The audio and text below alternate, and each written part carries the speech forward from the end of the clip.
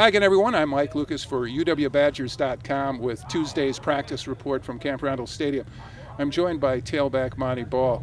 Montee, did you need the bye both physically and mentally last Saturday? Oh yes, of course, because I felt like we had a bunch of beat up players from the previous game, and it was time to get away from football. Be able to self-scout ourselves on film and prepare an extra week for Indiana. So you did watch some film of the previous games? Yeah, previous games, practices, to be able to self-scout ourselves, make ourselves better, watch what we're not doing correctly, and get better on it. What did you see? I see a bunch of a couple of mistakes on film and stuff like that, and that's the good thing about having a bye. You have more time to prepare for the next team and correct the mistakes.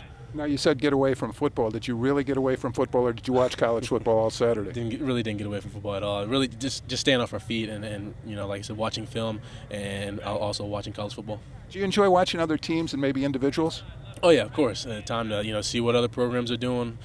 Stuff that they need to get better on, and stuff that they're doing well with, and just to keep watching football, just keep bettering yourself. How about comparing in your mind conferences, the Big Ten versus some other conferences? Yeah, always doing that. And I feel like we have the best conference in the nation, but it's good to get away from our conference, watch what other players are doing in their conference. With your high national ranking, how do you make sure you don't take anything for granted now as the season moves along? Because we all know we're all mature enough to know that it can easily slip away with a loss or if we come out with a poor performance. So we just make sure we stay 1-0 and just keep building on what we got.